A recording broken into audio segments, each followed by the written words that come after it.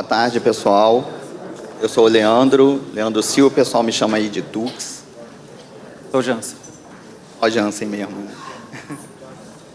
Então, a gente vai estar falando um pouquinho de toda essa, que a gente chamou de salada tecnológica, de tudo que a gente pluga nos Zabbix para poder deixar ele, vamos dizer assim, apto a pegar todo o ambiente robusto que é da Globo.com.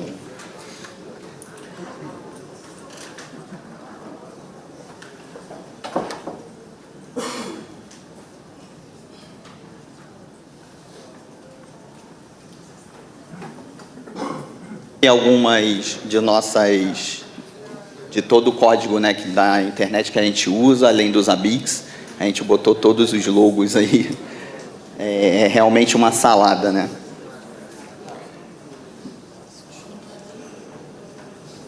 Falar um pouquinho do que é a Globo.com. Na verdade, ela é o braço tecnológico da maior empresa de mídia da América Latina, que é o Grupo Globo. Nós temos data center no Rio de Janeiro, com mais de 5.000 equipamentos físicos. E temos 2 POPs, um em São Paulo, outro em Fortaleza, né? O de Fortaleza foi configurado recentemente, inclusive. E falando um pouquinho sobre o nosso time, nós somos 4 focados totalmente em monitoração e nos Zabbix. Damos suporte a toda a estrutura da Globo.com, futuramente até do Grupo Globo. Né? Temos time de dev, de deploy, de infra, tudo dedicado para a gente de banco de dados, sempre para ajudar a gente.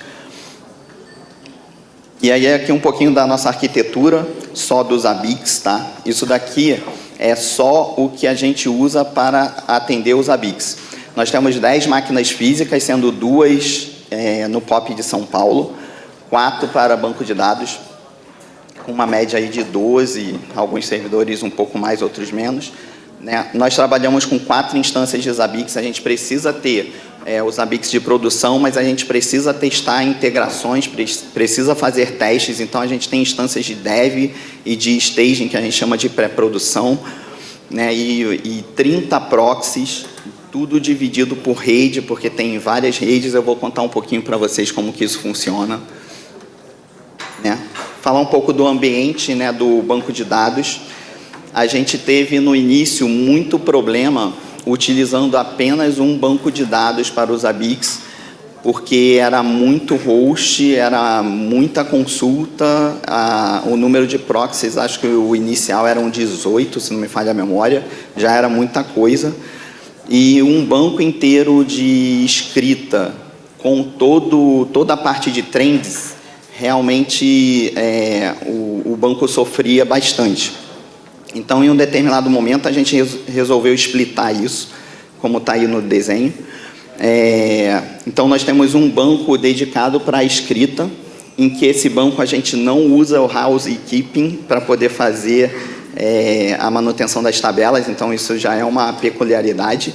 A gente utiliza a própria rotina de banco para poder limpar partições. Então, no caso de leitura e escrita, a gente guarda 7 dias de histórico e a gente tem 8 partições, então sempre vai apagando uma partição para manter esses 7 dias.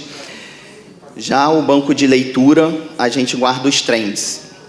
E aí nós temos por política lá da Globo.com guardar 1 ano e mais um BBB que dura em média 3 meses. Né? Então, isso daí dá 15 meses, né? Então, a gente tem 16 partições e aí faz toda a gerência disso pelo banco de dados. A gente tem uma equipe de banco de dados que ajuda a gente e fez toda essa configuração junto com a gente, além de otimizar, né, index de tabelas mais acessadas e tudo mais. E, recentemente, a gente ainda atualizou esses servidores de banco para SSD. Uma outra peculiaridade aí também é que a gente tem 2 front-ends separados. Claro, né? 2 bancos, então, se eu quiser acessar o de leitura e escrita, é um front-end, que é utilizado basicamente para dar Acknowledge, e o outro front-end a gente usa para o tudo mais, né, para poder acessar efetivamente os dados. E aí aqui um pouquinho sobre as 10 máquinas físicas que eu falei lá para vocês. A gente tem, a gente usa o XCP, né, usa o Zen para poder fazer toda a parte de virtualização. Então nós temos 5 máquinas, né, na verdade no Rio de Janeiro nós temos 4, e toda a infraestrutura é em alta disponibilidade. Então eu tenho 4 servidores em um rack separado, com circuito separado, e 4 servidores espelhos em outro rack. Esses 4 servidores rodam as mesmas coisas, claro que não ao mesmo tempo, que o Zabbix não permite, mas a gente tem espelhado, caso tenha uma falha de hardware, a gente consegue jogar para o outro lado. Então, aí as divisões aí, server, a gente tem uma necessidade de fazer divisões por ambientes, e colocando BF, banco, tudo em VMs diferentes, isso por uma necessidade realmente lá da equipe de segurança, a gente tem que colocar isso de maneira diferente. E para poder suprir toda a quantidade de hosts que a gente tem, a gente divide, né? Por exemplo, BE eu tenho 5 VMs ali atendendo. OOB, que é a rede out of band para monitorar os equipamentos de telecom, a gente tem 3 e por aí vai. Em São Paulo a gente tem também o mesmo ambiente, só que uma máquina só, e aí espelhado também em 2 racks, é a mesma estrutura. Aqui uns números para vocês, a gente conseguiu fazer um retrospecto aí de 2015, 2017 e 2019. E aí eu facilitei para vocês não ficarem comparando os números, coloquei aí a evolução a cada 2 anos do número de hosts ali no primeiro gráfico. Então vocês veem que a nossa estrutura em 4 anos mais que triplicou, em itens também, ela dobrou um pouquinho mais, e triggers e o NVPS é interessante, né, que no primeiros 2 anos a gente duplicou o número, mais que duplicou, só que aí depois a gente meio que estabilizou, porque a gente começou a tratar melhor as coisas que entravam lá, e também a gente já estava com a maioria dos hosts lá dentro. Aqui alguns gráficos também do último ano, né, a gente conseguiu, acho que o principal aí é a gente notar que os itens não suportados a gente conseguiu reduzir um pouco no último ano, e os gráficos de performance que também estão se mantendo basicamente a mesma coisa. E aí com toda essa infraestrutura a gente tem uma dificuldade imensa de gerenciar tudo relacionado à configuração dos Zabbix. Então se eu tiver que fazer uma mudança de algum parâmetro, de alguma coisa nos Zabbix, isso é complexo, a gente tem que agendar, a gente usa o Puppet para poder gerenciar isso, então acaba sendo um pouco complicado gerenciar. Além disso, a gente começou nos últimos 2 anos a trabalhar com clouds públicas, e aí a gente acabou precisando operar nelas também com a nossa estrutura dos Zabbix, né? E é claro, vocês viram lá, a gente acaba tendo, por causa de algumas necessidades do time de segurança, um pequeno desperdício de hardware. E aí o que a gente quer? A primeira coisa que a gente quer é focar no nosso negócio, que é monitoração. Eu não quero ter que ficar criando monitoração para o usuário. A nossa ideia é entregar para o usuário um serviço de monitoração que o usuário possa fazer, criar as monitorações dele, remover e gerenciar as monitorações dele ou o usuário, e não a gente. A gente vai ser um time focado em dar soluções de monitoração para a Globo.com. E aí, em cima disso, a gente quer reduzir a nossa janela de troca de versões, que hoje leva horas, assim, a mais, tipo, a que eu lembro aqui melhor, que a gente trocou o banco, a gente ficou acho que 12 horas. Enfim, tem várias histórias, depois a gente pode até bater um papo aí com cerveja. Então a gente quer reduzir isso para minutos. Reduzir o uso de hardware, fazer deploy tipo com um botão só. E tudo isso aí que a gente colocou, né? Eu botei até um desenho, eu quero instalar os dedos e atualizar os Zabbix. Essa seria a nossa meta, né? E aí hoje como é que a gente está? A gente tem uma saladinha aí de coisas que eu já falei um pouquinho, né? Então, para eu botar uma máquina no ar, eu tenho que provisionar ela, instalar a padronização da Globo.com para ela, aí roda um Puppet e aí eu inicio a máquina. Então, quando eu faço uma janela, eu tenho que rodar o Puppet e iniciar os Zabbix. Só que esse Puppet é muito lento, porque ele tem que aplicar todas as configurações na VM. O que a gente tentou fazer? A gente colocou o Docker para facilitar a gente. Então a gente coloca o Puppet, depois do Puppet eu jogo isso para uma imagem de Docker, e aí eu faço o momento da janela com a imagem de Docker já dentro da VM e simplesmente inicio a VM. Isso trouxe o quê? Facilidade de customização. A gente usa o Docker e é muito mais fácil customizar as coisas lá dentro, economiza recursos e o deploy fica muito rápido. Não sei se vocês conseguiram notar. Olha o tempo desse Puppet que eu rodei, só para colocar aqui na apresentação, levou 70 segundos. Se fosse um deploy mesmo de Zabbix, levaria tipo minutos, tipo 5 minutos. E isso é por máquina, e se a gente fizer todos ao mesmo tempo, a gente derruba o Puppet.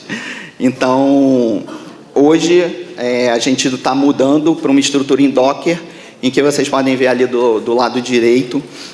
Eu simplesmente daria numa máquina um Start All, e ele criaria todos os containers que eu preciso, quase que instantaneamente. Isso reduz o tempo de deploy absurdamente. Então, como é que fica aquele esqueminha das máquinas que a gente tinha? Na primeira máquina, eu consigo já colocar uma VM de IBE e uma VM de OOB atendendo todos aqueles 8 VMs que eu tinha antes. Então, eu transfiro da máquina 2 para a máquina 1. Na máquina 2, eu já consigo botar um ambiente de dev, QA e staging, igual a gente tinha antes. E aí, eu não preciso mais de uma máquina. Eu entrego essa máquina para o centro de custos da Globo.com. E reduzo custos, claro. Falando um pouquinho, né, de como que a gente fez isso, a gente usa as imagens oficiais dos Zabbix. É interessante isso, porque dá para a gente a confiança da comunidade dos Zabbix entregar para a gente o que eles precisam. A gente criou imagens efêmeras, foi uma opção nossa. Então, tudo que a gente precisa está dentro da imagem. Eu uso um external script que o Jansen desenvolveu. Então, esse script está dentro do container e não acessível via volume do lado de fora. Usamos o Docker Compose, acho que isso aí é quase que implícito no Docker, e nós optamos por usar o Network Mode Host, porque o NAT estava atrapalhando as monitorações. Então a gente optou, fez essa troca, que não é comum, né, no Docker, mas para quem usa Docker aí com um ambiente muito grande, pode crer que vai ter problema lá com aquela partezinha do bridge, que não é um bridge, é um NAT. Eu fiquei surpreso quando eu soube. Mas, enfim, o host resolve isso. E o que a gente ganha? Eu vou usar menos o Puppet, porque a configuração vai estar toda dentro da imagem. Vou ter um orquestrador para gerenciar essas imagens, usar a API do Docker, e aí as coisas vão lá para cima, né? Teste. E uma coisa que é muito importante os testes de integração, eu vou desagregar isso da máquina. Então, eu vou poder testar e implementar uma integração sem precisar efetivamente parar o serviço para fazer isso. E aí, agora eu vou passar aqui para o Jansen. O Jansen vai falar um pouquinho sobre as integrações que a gente tem.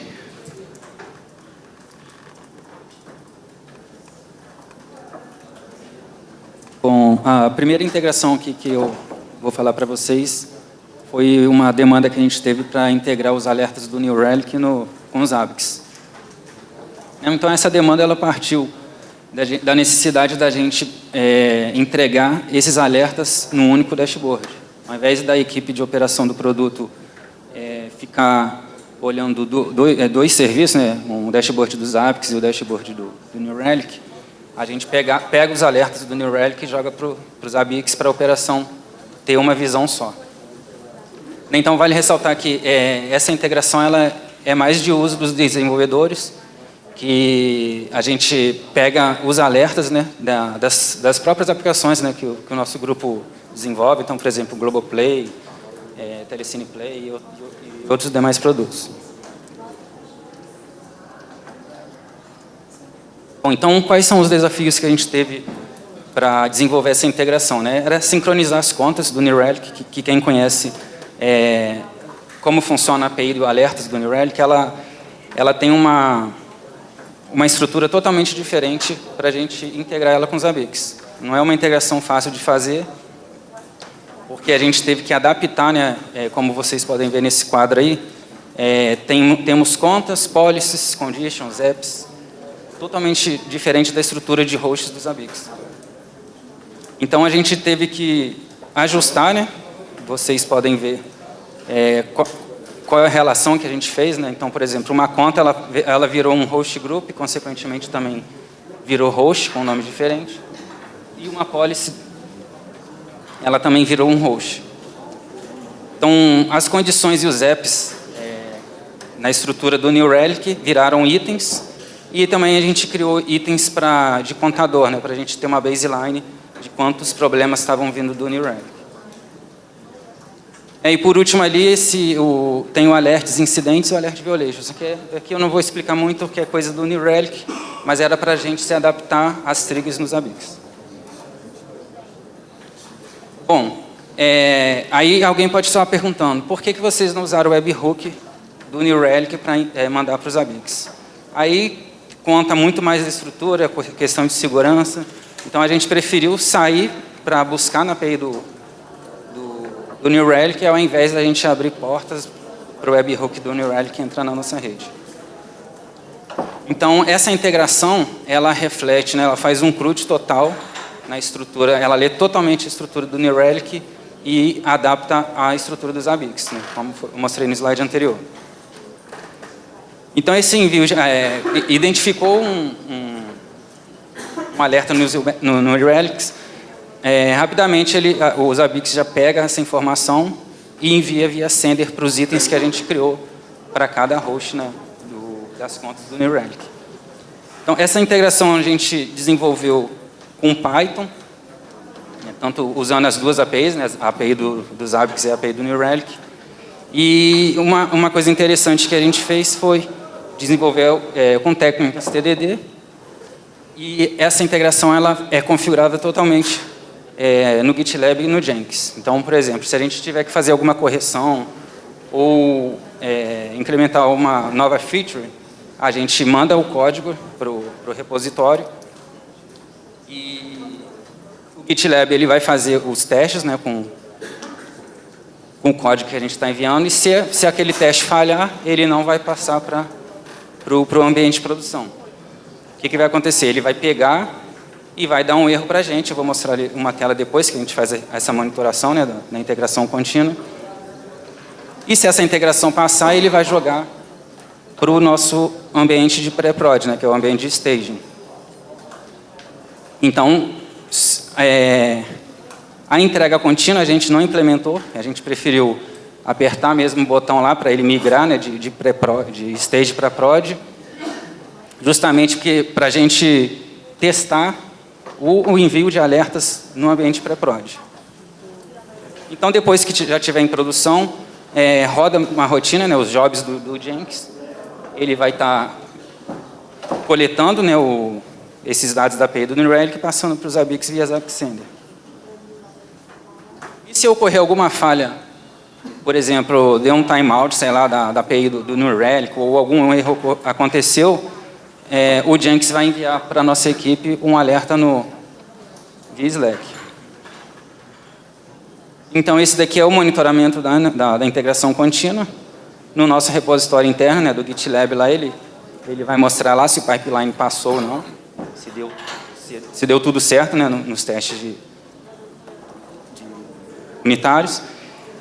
E ele vai exibir para a gente um dashboard do GitLab. Então, por exemplo, vocês podem ver ali, ele tem eu cortei ali o commit, né, que é uma informação sensível. Do lado direito, aí vocês vão ver Zabbix, New Relic e Dev. Então, por exemplo, eu fiz um push para o repositório de Dev, ele vai rodar o teste ali. Como o painelzinho ficou verdinho, é porque ele passou nos testes e ele enviou o código para o Jenkins, né? Para o Jenkins ele já montar a nossa integração e, se eu quiser passar lá para master, ele vai começar com o código atualizado em produção. Então, do lado esquerdo, ele já está em master, ó, fiz o branch, né, da dev para master. Aí, essa daí é o CD, né, que a gente optou por fazer manualmente. Aqui no dashboard do Jenkins, né, a gente vê lá os 2 jobs. Aqui eu estou mostrando só os jobs de produção.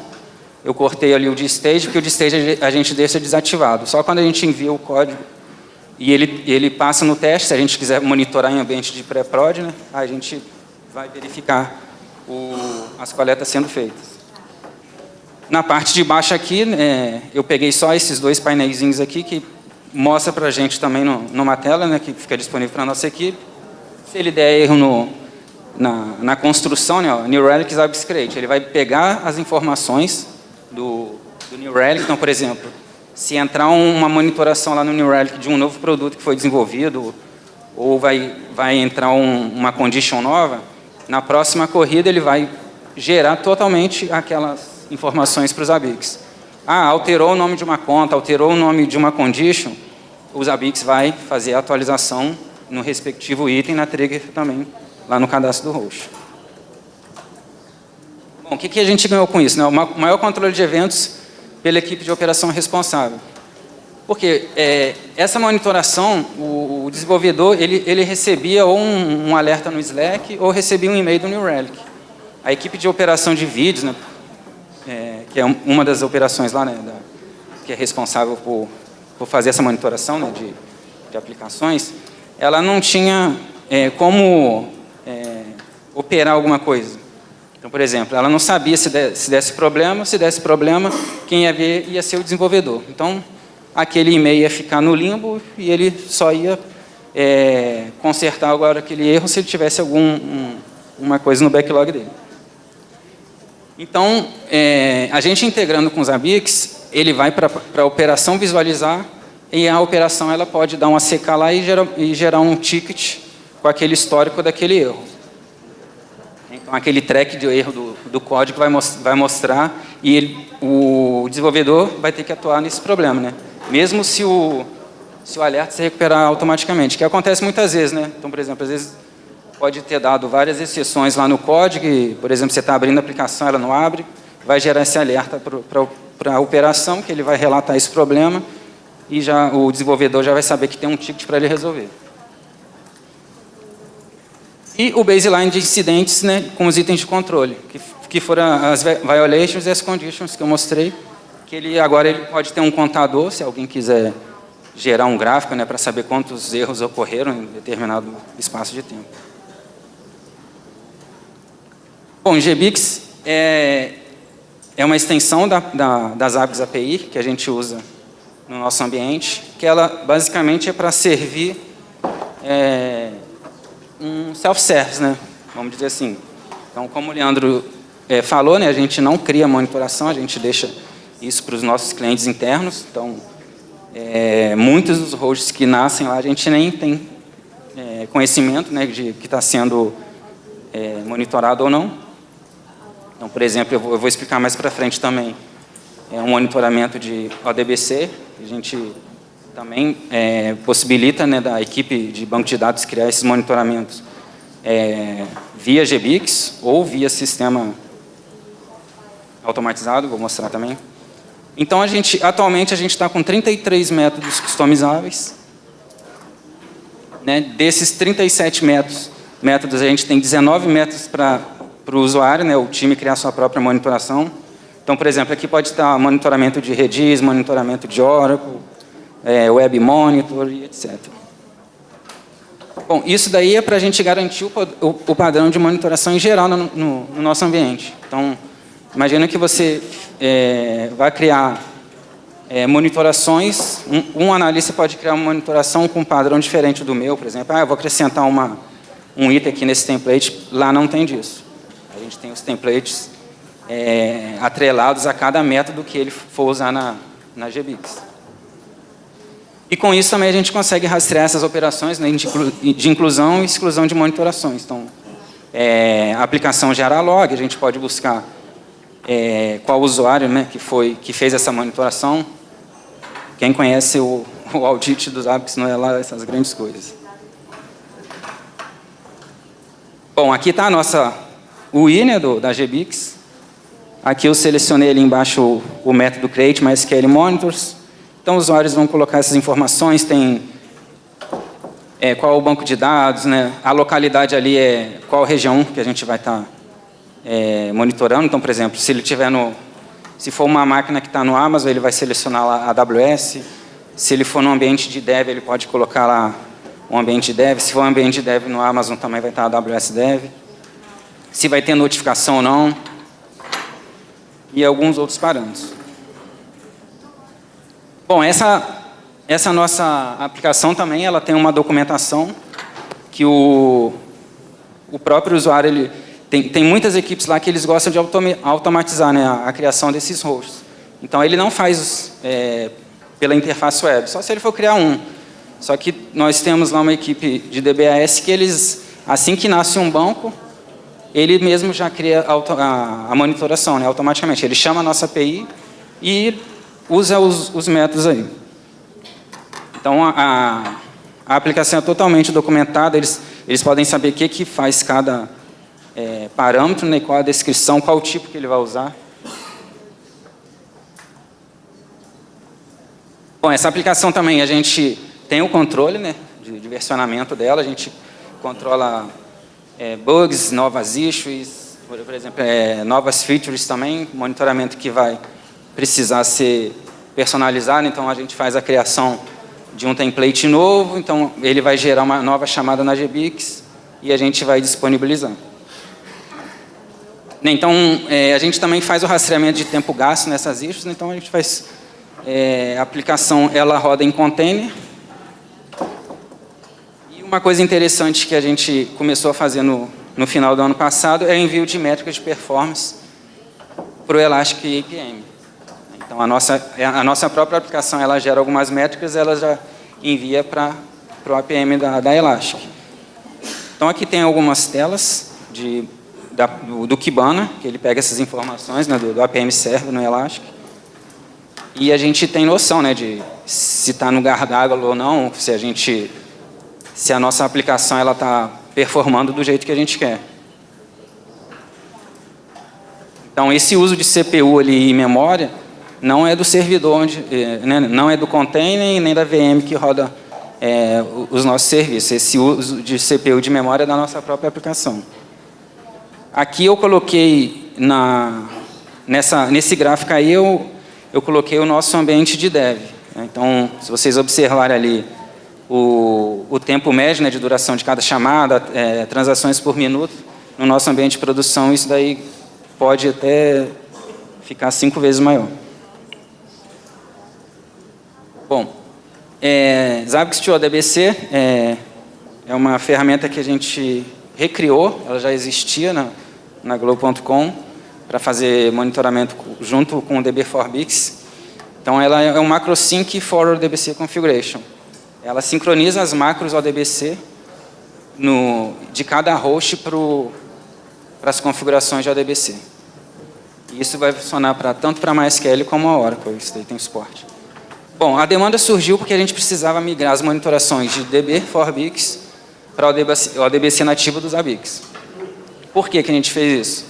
Porque com a mudança para os Zabbix 4, esse suporte do DB4Bix ele foi rompido por conta da atualização para os Zabbix 4.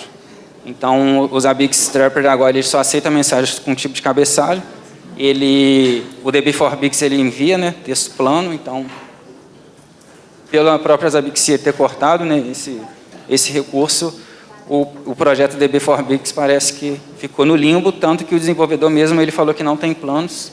No link ali do projeto mesmo, ele já respondeu vários usuários questionando sobre isso.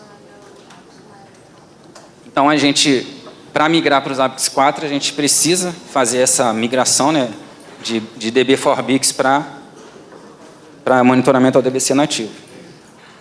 Então, a gente tem alguns desafios que a gente ainda precisa resolver, que é manter o histórico dos dados de monitoramento em tempo real. Desculpa, monitoramento atual, né? Não adianta só a gente aplicar um novo template de ODBC nos monitoramentos atuais, que senão a gente vai perder histórico. Então, tem umas técnicas lá que a gente já revisou e a gente vai conseguir fazer manter esses dados, né, sem alterar os hosts. A gente vai fazer isso no mesmo host. Bom, a gente tem variedade de versões, né, de MySQL e Oracle. Então, por exemplo, você pode ter Oracle lá 8, 9, 11G, por aí vai. MySQL também é a mesma coisa. 5.5, 5.6, 5.7, 8. Então, a gente precisa migrar as macros atuais do DB4Bix, seguindo os padrões, né, de conexão Oracle. Quem trabalha com Oracle sabe que tem vários padrões, né, no TSNames, né, .oracle. Por exemplo, se você usa cluster com Oracle, hack cluster, essas coisas, muda lá alguns parâmetros. Então, a gente vai ter que extrair essa conexão, né, JDBC, que é utilizado pelo DB4Bix, e colocar no padrão do ODBC.NI e, consequentemente, se for usar monitoramento Oracle, no TSNames.oracle. Quem trabalha muito com macros também nos Zabbix sabe que tem uma limitação, né, de 255 caracteres. Então, às vezes, você vai pegar uma conexão de um cluster de Oracle, ele vai passar de 255 caracteres. Então, a gente vai extrair essas informações atualmente, a gente usa duas macros, né? Não passa disso. E, consequentemente, a gente vai precisar criar mais 4 novos templates por questões de queries MySQL, né? Bom, então, basicamente, essa aplicação ela funciona assim. Ela vai poder partir tanto de um usuário criar uma monitoração na nossa GBixUI, né, que eu mostrei ali, a telinha, ou ali onde está o outro lado, no lado direito 1, o sistema integrado, que foi o exemplo que eu dei de uma equipe que ela tem o sistema integrado para gerar essas monitorações. Bom, o usuário criando essa aplicação, ele vai criar um host, esse host ele já vai estar lá com aqueles parâmetros, então ele já vai gerar essas macros no cadastro do host dos Zabbix. Então, o que vai acontecer? Essa nossa aplicação ela vai ler esses hosts, né, nos Zabbix, se ele tem ou não macros para cadastrar, né, nos arquivos de configuração, vai passar, ó, eu tenho macros aqui para você verificar. Ele vai verificar, esse host é MySQL, então eu vou jogar para um arquivo temporário, adbc.ni. Se for Oracle, eu vou jogar para o arquivo temporário adbc.ni.oracle e vou padronizar a conexão, né, que eu vou ter que separar a conexão do Oracle para montar o arquivo tsnames.oracle. Depois disso, ele vai juntar essas duas configurações e jogar para o arquivo odbc.ni.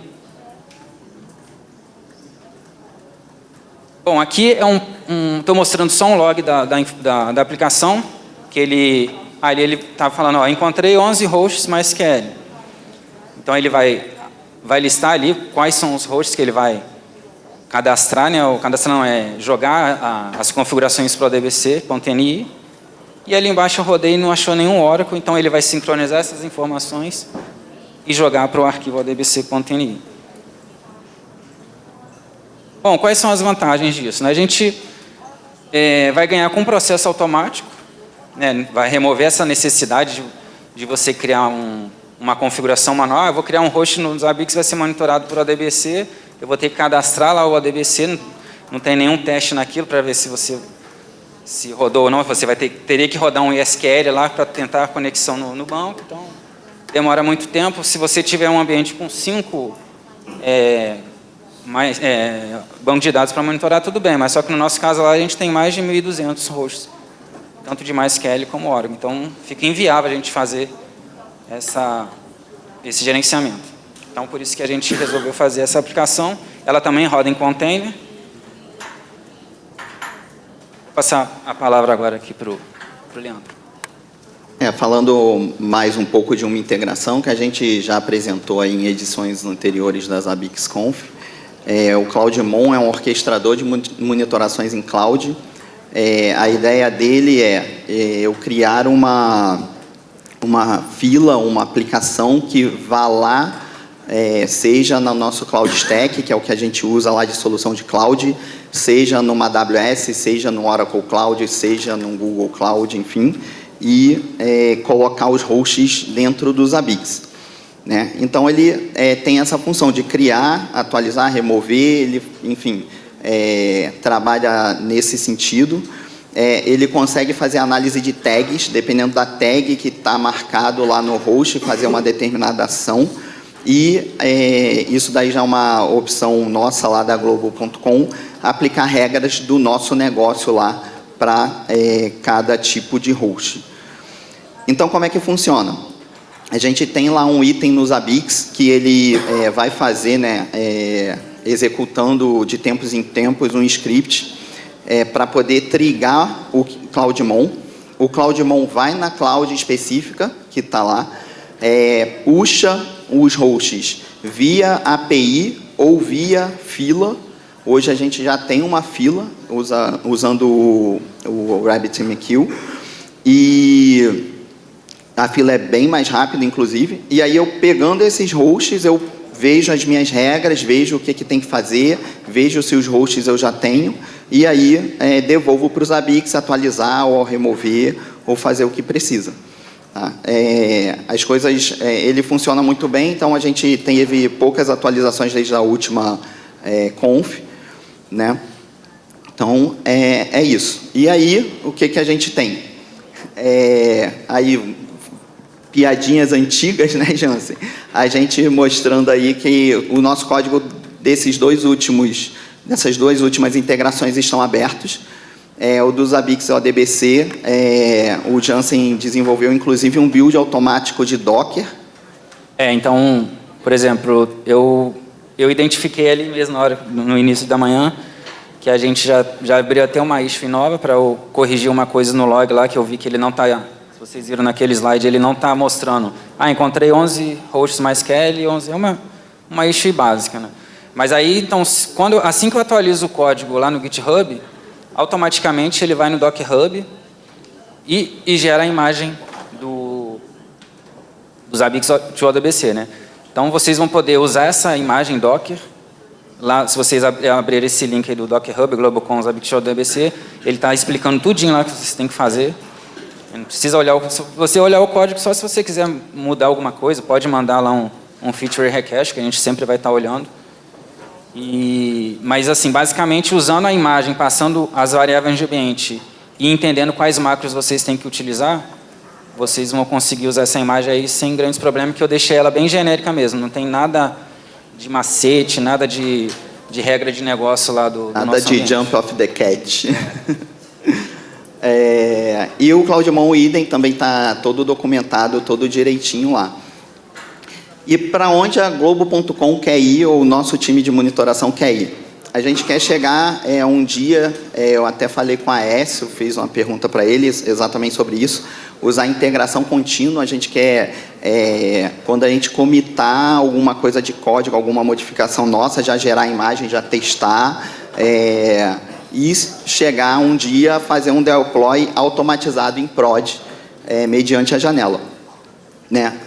A gente pretende também orquestrar e tentar deixar os containers em alta disponibilidade. Eu não tenho como deixar 2 ligados, então eu tenho que pensar numa maneira de ele ficar verificando um, se cair ele subir outro, né, usando Kubernetes ou alguma coisa parecida.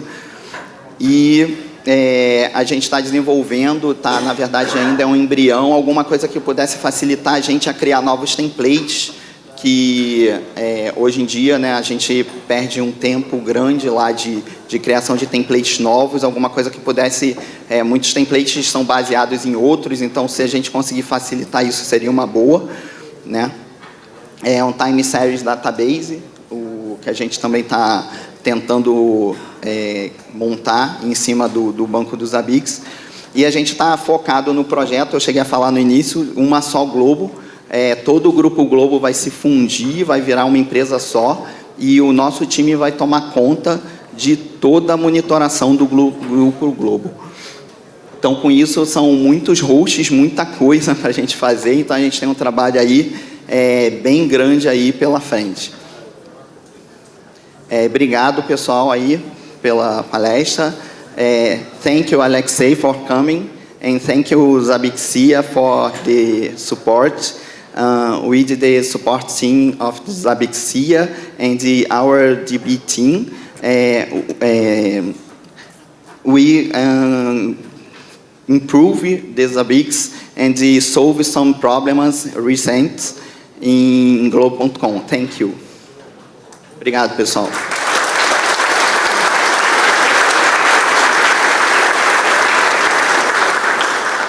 Senhores, aberto para perguntas, então. 2 perguntas. Ô, Leandro. Opa. Maquiagem. Teve até uma conversa, depois do almoço, eu conversei com 2 pessoas ali atrás. Vocês conseguem obter métricas de monitoramento do container a partir dos Zabbix, ou vocês usam alguma ferramenta externa para saber a monitoração? Mas essa monitoração não é CPU, memória nem rede, é assim, coisas da aplicação mesmo sendo monitorada via Zabbix quando surge um container na rede, por exemplo. Tem alguma automatização nesse sentido? Vocês desenvolveram? Você diz tipo containers sem ser os dos Zabbix, containers fora. Containers fora, mas que está sendo monitorado via Zabbix. Assim, tem alguma mágica? A Globo.com, ela tem uma solução de PAS chamada Tsuru, que também tem código-fonte aberto. Então, toda a nossa solução de container é baseada nessa solução. Então, eu não tenho tipo Docker para monitorar, e sim o Tsuru para monitorar. E aí a gente tem algumas integrações com o Tsuru. A gente não entrou tanto em detalhes, porque é uma aplicação também nossa lá, então a gente iria, de repente, estar falando muita coisa que, basicamente, a gente lá que usa. Mas a gente tem, sim, integrações com o Tsuru, não especificamente com Docker. Não, é pelo Zabbix, sim. É o Zabbix que coleta do Tsuru, e o Tsuru também usa algumas integrações que o Jansen falou para criar monitoração, apagar monitoração. Tipo, vou falar assim por alto, eu dou lá um Tsuru app deploy, então eu deploy uma app, quando ele dá esse comando, automaticamente ele manda junto uma integração das que o Jansen comentou, via Gbix, enfim, e cria a monitoração. É uma aplicação Python, então ele cria. Né? A gente ainda não chegou na monitoração de aplicação, o Jansen comentou sobre a APM, a gente vai oferecer isso para o time do Tsuru, é uma ideia interessante, mas a gente ainda está vendo e testando lá com outros times antes de oferecer para eles, porque a estrutura do Tsuru é muito grande. Nada. Bom, boa tarde, pessoal. Parabéns pela palestra. A gente também utiliza bastante o ADBC e a pergunta é mais relacionada a essa questão da automatização do ADBC, né? Como que vocês trabalham com isso? Porque vocês automatizaram toda a criação, criam os arquivos de configuração, as conexões e tudo mais, mas isso é monitorado via um proxy, que também está via container, ou como vocês atualizam esses arquivos de configuração nos proxies já existentes? Como que está essa questão com essa automatização que vocês desenvolveram? Bom, então, como o Leandro mostrou no início dos slides, a gente tem um container por exemplo, para cada proxy. Então, no ambiente que a gente está testando, temos 2 proxies de banco, que são responsáveis só para fazer essa monitoração. Então, a gente não persiste dados nesses containers, persiste fora. Então, a gente monta o volume, a gente monta mesmo em DevHCM para ficar mais rápido e expõe para esses 2 containers. Então, no nosso Compose lá está tudo certinho, qual o container que vai poder usar, e ele também só usa em leitura. Por isso que a questão do Oracle e do MySQL gravar um ODBC.ini temporário é para isso. Para ele vai rodar o processo, o MacroSync, ele roda um processo dos dois ao mesmo tempo. Tanto para Oracle, para MySQL, e as possibilidades são demais, não só para sincronizar a máquina de ODBC. Então, ele vai escrever o arquivo e depois ele vai fazer o merge dos dois. Então, depois, se você quiser conversar comigo depois, como eu fiz, ou até ver o código mesmo, que eu usei a biblioteca confobj, né, do Python, para gerenciar mesmo o arquivo de configuração. Mas aí esse detalhe é assim, a gente expõe volume para persistir dado num arquivo fora dos containers. Além do container dos Zabbix to ODBC, também tem os containers com os proxies para ele poder trabalhar, é isso, né? Não, esse daí já, o ProxyDB é isso. Ele só vai ele serve só para monitorar banco de dados. Ah, entendi. Aí que nem o Leandro explicou, tem container de OB, que ele vai monitorar os equipamentos de rede. Entendeu? O que acontece? Quando faz um get na API, você escolhe o ambiente. Então, se for um create, né? De banco, ele vai direcionar essa monitoração para o proxy de banco, entendeu? Já tem essa inteligência. Eu quero fazer um monitoramento de sistema Linux. Aí ele vai jogar para um proxy. BE, no caso. Para BE, no caso. Eu quero fazer criar uma monitoração de MySQL. Aí ele vai jogar para o proxy de banco de dados. Se eu for monitorar www.che1.globo.com, enfim, aí ele joga tudo para o de borda e por aí vai. Bom, obrigado, pessoal. Senhores, obrigado pelas perguntas. Uma salva de palmas.